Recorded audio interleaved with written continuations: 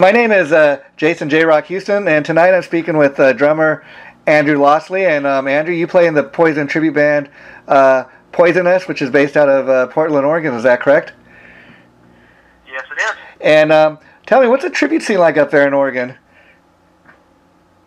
It's actually pretty big. We've got a wide variety of tribute bands from 70s stuff like Neil Diamond on through to 90s bands, Collective Soul. We got a tribute to that and everything in between. Wow, wow. And so let me ask you, Andrew, I guess a good place to start off is if you could share with us how you first got into the music of Poison. Oh, well, that was a long time ago. Yeah. I was about 15. I remember their first video on MTV was Cry Tough. Yeah. And they popped up. They were very different looking and, like Motley Crue taken to the extreme, and I was kind of sold from them on, but for that moment on. And now let me ask you, like Motley Crue and Kiss before them, Poison was one of those bands where, they had that glammy look, and the look was just as important as the music was. Would you say it was a look or the music or a combination of both that kind of first made you a fan? Well, there's definitely the look that caught my eye, but they had some, catchy music, not overly complicated music, but it was just catchy and fun, and I think the combination of both, made them stand out a little bit.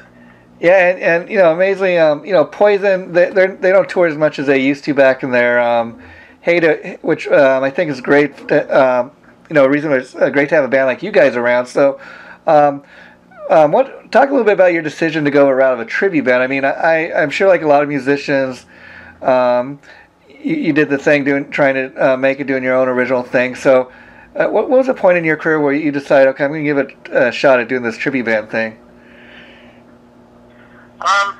Well, it was actually at the breakup of kind of a band I had, an original band, and we'd get fighting in the practice room, and my line was for years, if you guys don't knock it off, I'm going to kick you all out and start a Poison tribute band. And one day that happened, and I was sitting there going, well, what do I do now? And I thought, I guess I should start a Poison tribute band and put an ad on Craigslist, and boom, there it was. And so, what was the hardest thing about getting this band together? Was it just finding the other musicians, or?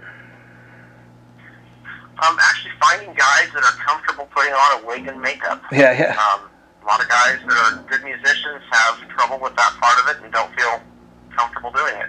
And to us, it's like, it's half music and it's kind of half theater or acting. You're playing a role. The script is already written and you're just, reenacting it.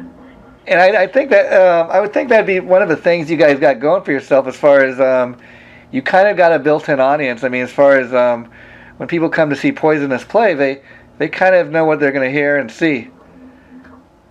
Yeah, it's a known commodity, and we just stick to the music of the first 3 albums. I mean, like you said, Poison is out touring today, but they have to be themselves and try to keep themselves relevant for today. And we do Poison, like 87, 88, back then, and they can't do that anymore. But you can come see us and step back in time a little bit.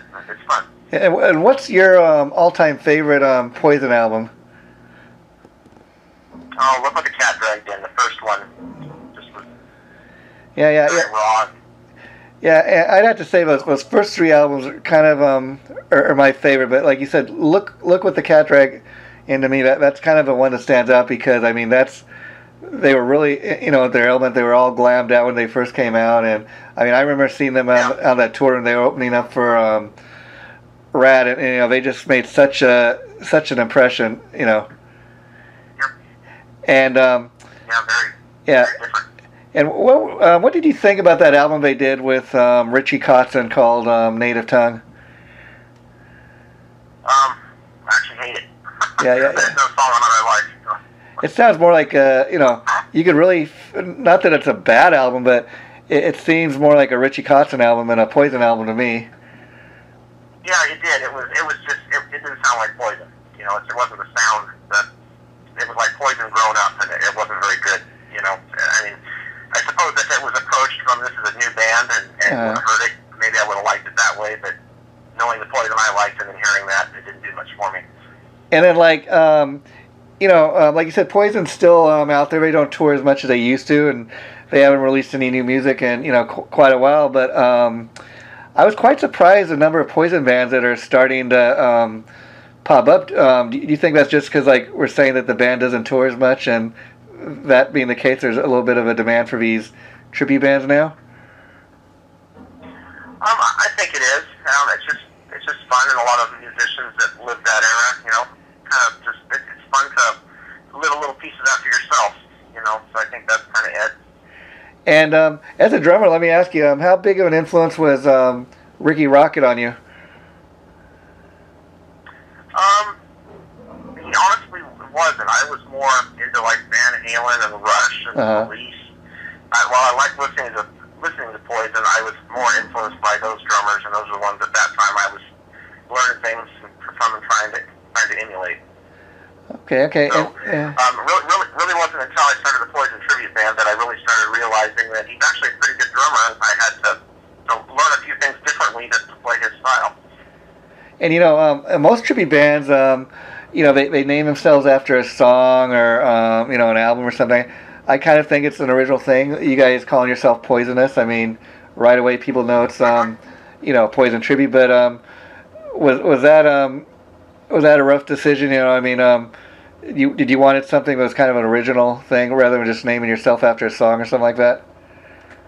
Well, I came up with the name before I even put an ad out for the musicians, and I actually came up with a logo, and it's really just a rip-off of the Poison logo. Yeah. And I made the little us on the end.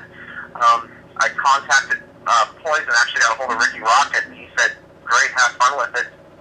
Some bands don't like you spinning off their logo, and he seemed very cool about it.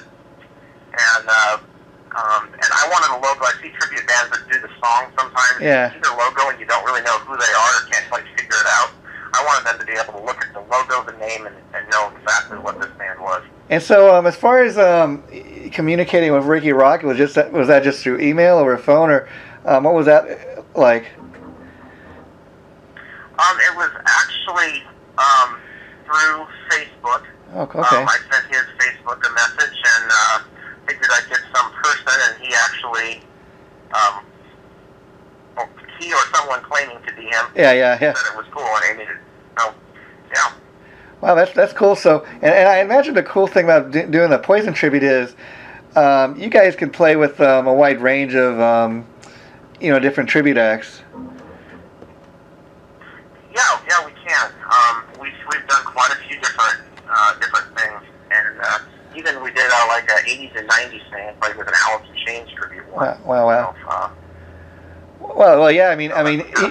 I think even back in '94, when that Native Tongue album came out, I think they actually had opened some shows for Alice in Chains. So that's an actual thing that actually took place. Yeah. And so let me ask you. Let me ask you, Andrew. When you first put the band together, what was the point when you knew, okay, these are the right guys for this band? Was it a matter of just making sure everybody had the songs down, or making sure everybody could look the part? What was the point when you knew, okay, I got the band now? Well, we've gone through a couple bass trick players and a lot of guitar players.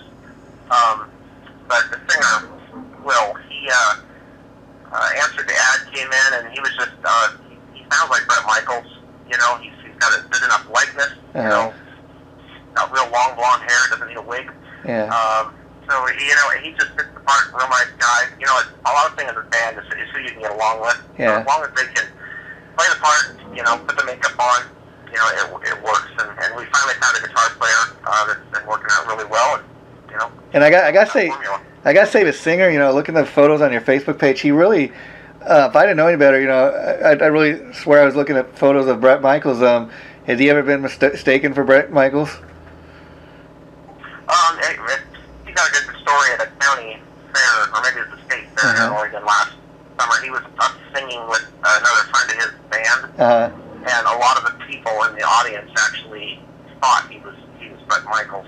Some of the kids down there, so that was kind of funny. Good story. Well, and so I was curious, being that you said you're a Poison fan yourself, when you first got the band together, did it take you guys a long time to be able to learn these songs and feel like you had the ability to get up on stage and perform them? What was that process like, learning the songs? I remember it was about a 4-month process. I mean, we were all musicians, and a lot of us had listened to Poison, so it's just, you already know the song in your head. It's just, learning the intricate parts that you never paid attention to. So it wasn't too difficult. So it's fun.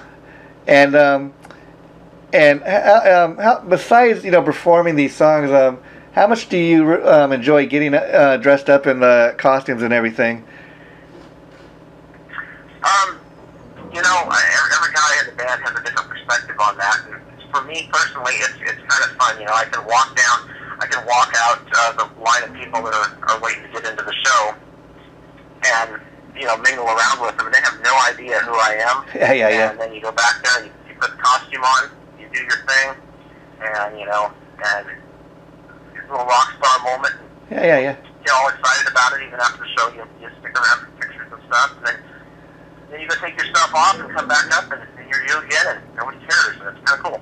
And I gotta tell you, Andrew, the reason I started interviewing guys like you that playing the tribute bands is there's a you must come across this yourself. There's a huge misconception out there by a large percentage of people who think guys that play in tribute bands are failed musicians. They couldn't make it doing their own thing. But like my experience has been in seeing a lot of these tribute bands, kind of just the opposite. I've seen all the hard work and dedication that goes into it. You got to realize you're talking to a guy that's not a musician himself. So for anybody to be able to jump up on stage and play music, if it's original or stuff that was originally done by other people, even that in itself takes a certain level of talent. Yeah. Well, even now, I'm in an original band still. Yeah. Like that's something I'll still in. And most of the guys I know in tribute bands are just veteran musicians who want to have fun, and most of them have side projects. Yeah. And, it's just something fun.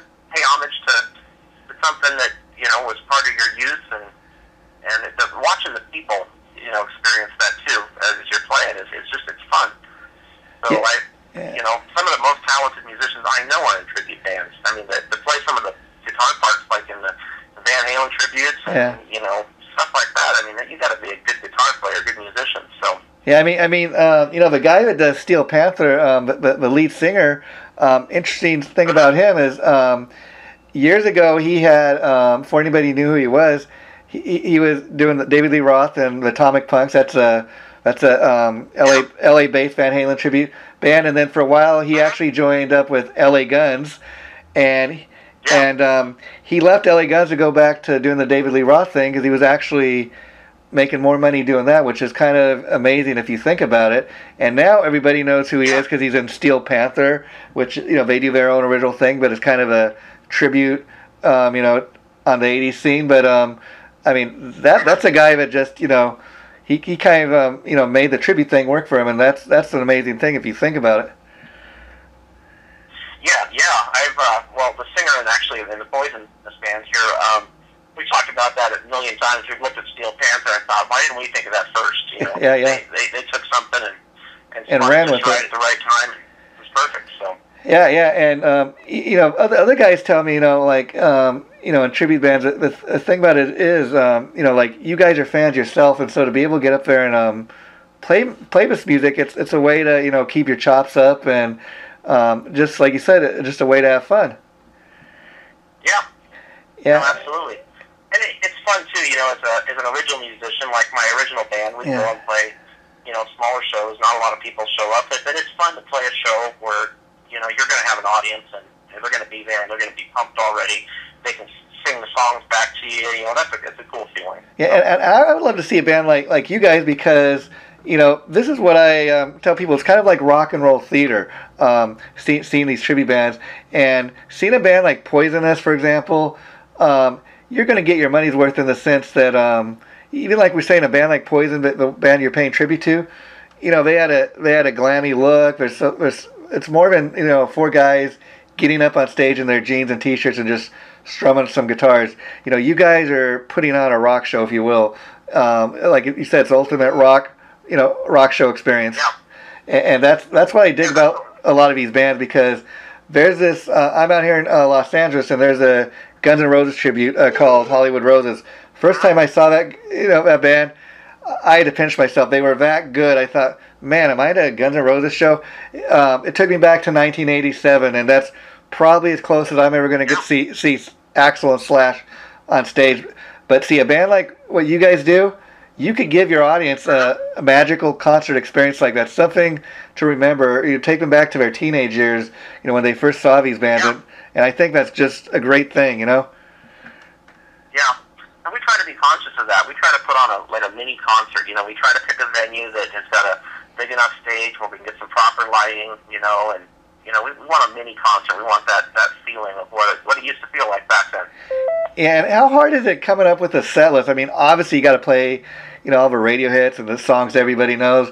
But as far as coming up with a set list, do you ever like to throw in some of the deep cuts, tracks that people don't know as well? Maybe it might be a personal favorite of yours or one of the other guys in the band. Kind of. We play pretty much the set list that even Poison is playing out now, except we throw in Life Loves a Tragedy, which I don't think I've ever heard them do live. That's kind of an oddball one, I guess, that we do. That's one of my favorite tracks, off of Flesh and Blood. I mean, I remember when I got that album, that's kind of one of the songs that really stuck to me. I mean, it kind of just takes you all over the place, up and down, and I guess that's kind of a meaning.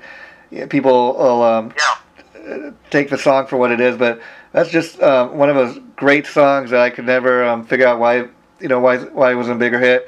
How about like when you guys play Talk Dirty to Me? You must play that. That must go over huge when you play it. Yeah, Talk Dirty to Me is probably that and Every Rose. It's two that really, you can tell, really grab people that they know. And being a guy that's done the original music thing, when you started doing this band Poisonus, how surprised were you to see, the level of success you could have with something like this? Whereas if you were still doing your original thing, it might take you, 5 or 6 years to have your first, hit song. It's a lot easier to have success doing something like this, necessarily than doing the original thing. Has that been your experience? Oh, absolutely. Our first Poisonus show, we were playing with a Guns N' Roses band here in Portland called Appetite for Deception, who is just top notch. And the combination of us and them, and we had a virtually sold out show, our first show. So that was nice. It was one of the better venues in Portland, and that felt good. It was a lot of fun. Wow. And so how long have you guys been doing this Poison thing? I mean, what year did you form a band?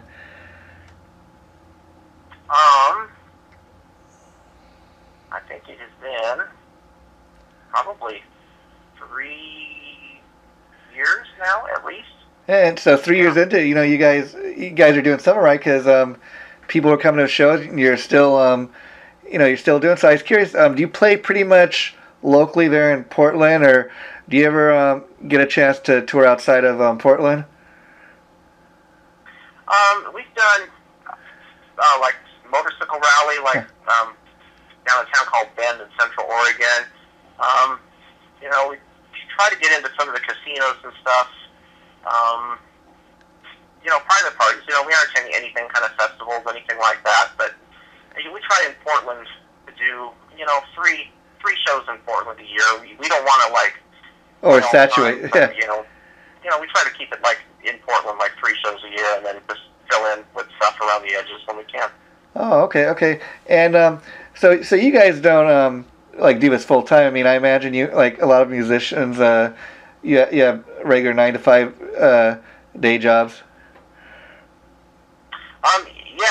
Actually 3 of us in the band have kind of day jobs, and our guitar player Eric Vanderwall, he's actually a full-time musician. He does fingerstyle guitar, and he's got several different bands, even a country band and stuff. So he's a full-time musician. Oh, cool.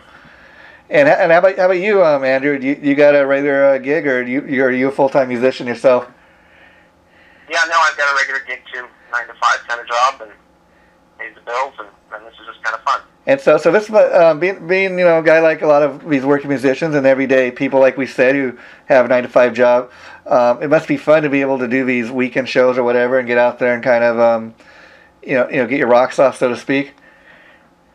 Yeah, it's fun and relaxing, and just good fun. And as far as putting on a show you put on, I was curious, what would you say is the most expensive part about what you guys do? Is it investing in the equipment, or is it, would you say the stage outfits are equally as expensive?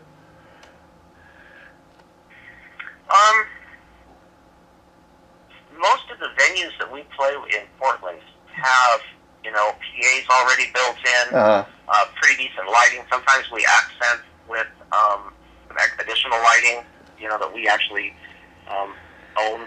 Okay. Cost-wise, it's pretty good. We just show up, set up our gear, whatever is lacking, and go. And as far as the outfits you guys wear, do you custom make your stuff, or do you buy the outfits?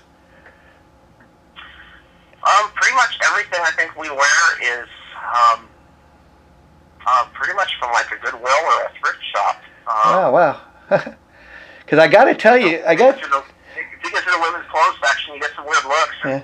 Once in a while when you see them staring, you just hold it up and ask somebody if you look pretty in it or something. But oh well, that's kind of funny there. But I got to tell you, the reason I asked is because again, a lot of these tribute bands, like I said, they're putting on the ultimate rock show, and the band you guys are paying tribute to obviously is Poison, and they got the look. The look is just as important as the sound. And looking at your photos on your Facebook page, I mean, you guys look like Poison. You look the part. So congratulations on getting that down.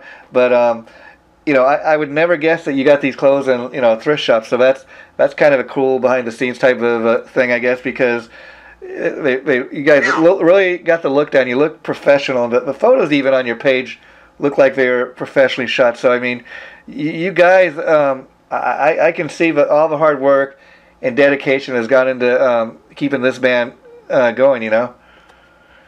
Yeah, no, like I said, it's fun. It's it's just it's a kick in the pants. It's like you take a party and you create it, and people come and have a good time, and they keep coming back. And so typically, like, do you guys do shows with other tribute? Well, obviously you do. I've seen that on your Facebook page. But like, do you ever open for original bands, or do you primarily headlining your shows, or do you open for other bands as well? We would take an opening spot, but really we don't. I've never been offered one of those. Yeah. And again, I see a lot of the bands I love, and I like LA Guns and stuff like that come through town.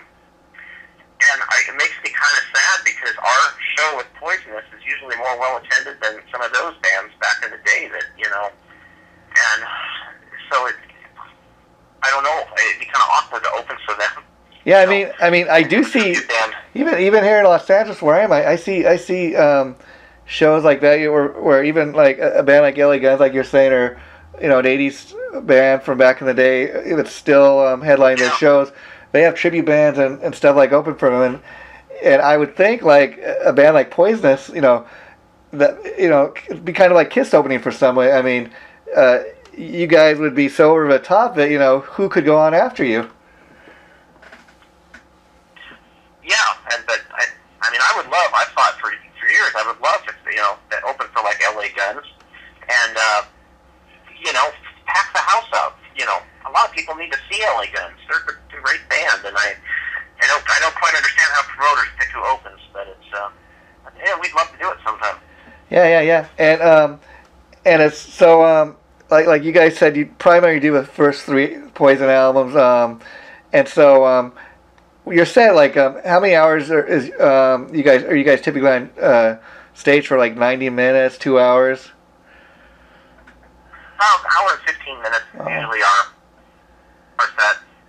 And then when you come off stage, you must have people coming up to you and telling you, like we were saying earlier, oh man, you guys are just really great. You took me back to the day when I first saw Poison, or I swear I was at a Poison concert. That must be a great feeling.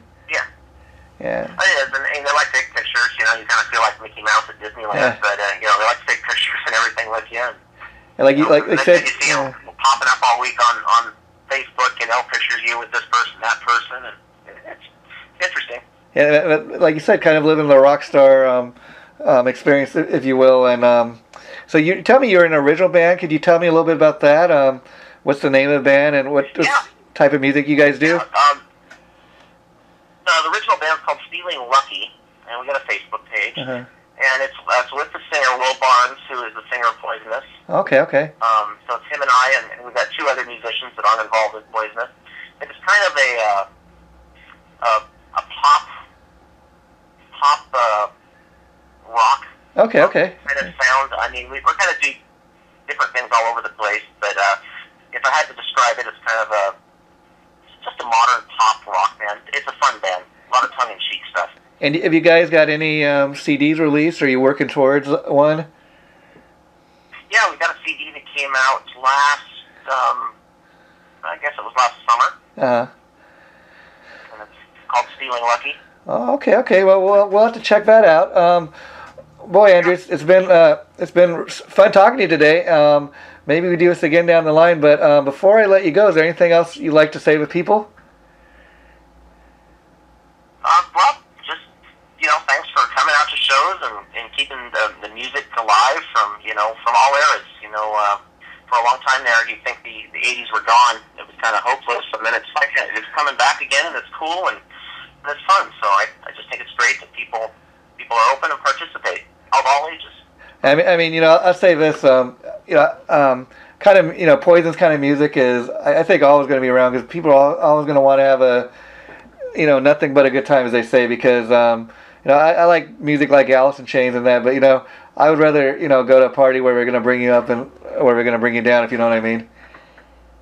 Absolutely, yeah. And that's kind of what you guys are doing, so, you know, so thanks once again for, you know, keeping the rock and roll party going, because that we need more bands like this, because even though, you know, people might just look at you guys as a tribute band, you're keeping the legacy alive, and that's really a great thing. Yeah, no, I appreciate it. Okay, well, Andrew, you take care of yourself, and like I said, I'll be in touch. Thanks so much, and I'll be talking to you, okay? And this interview will probably be going up in a week or two, and the minute it goes up, I'll be sure to let you know. All right, sounds great. Okay, take care, my friend. Bye-bye. All right, thanks.